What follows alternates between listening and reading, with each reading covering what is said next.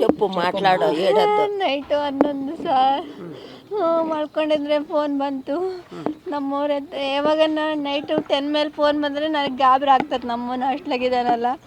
ನಿನ್ನೆ DSP sir ಅಳಿಯ ತೀರ್ಕೊಂಡಿದ್ದಾನೆ ಆಂಧ್ರದಾಗ ಅಂದರೆ ಅವ್ರ ಫೋನ್ ಬಂದಿರ್ತತ್ತಳ ಅಂದ್ಕೊಂಡ್ರೆ ನಮ್ಮತ್ತು ಬಂದು ಶೆಟ್ ಮಾರ್ಸ್ಕೊಂತಿದ್ರೆ ಏನಂತ ಕೇಳಿದ್ರೆ ಏಮಂತ ಸೀರಿಯಸ್ ಅಂದರೆ ಏನು ಹೆಲ್ತ್ ಪ್ರಾಬ್ಲಮ್ ಏನಂತ ನಾನು ಬರ್ತೀನಿ ಅಂದರೆ ಮಧ್ಯದಾಗ ದಾರಿನಾಗ ಯಾರೋ ಫ್ರೆಂಡ್ ಅಂತ ಹೇಳಿದ್ರೆ ಅಮ್ಮ ಅಂದ್ರೆ ಹೆಂಗೆ ಯಾವಾಗ ಫೋನ್ ಮಾಡಿ ಮಾತಾಡಿದ್ರು ಹೇಮಂತ್ ನಿಮ್ಮ ಜೊತೆಗೆ?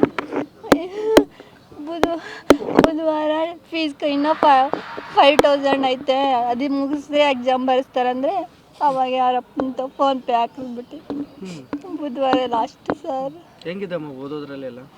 ಮಾಮೂಲು ಸರ್, ನನಗಿಷ್ಟ ಇಲ್ಲ ಅಲ್ಲಿ ఓదక్క. మీరు డబ్బులు వేస్ట్ చేస్తారు అంత తెలుగు.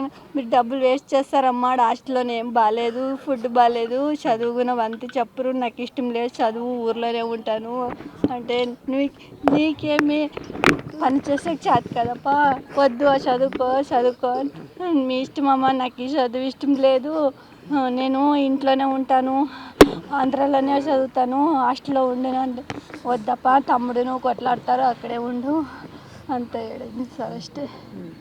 ಈಗ ಈ ಘಟನೆ ಆಗಿದೆ, ಈ ಥರ 9ನಂತೆ ಮಗು ಹೊಡೆಯೋದಂದ್ರೆ ಸಾಮಾನ್ಯ ವಿಚಾರ ಅಲ್ಲ. ಏನು ಹೇಳ್ತೀರಮ್ಮ ಇದ್ರ ಬಗ್ಗೆ ಈ ಘಟನೆ?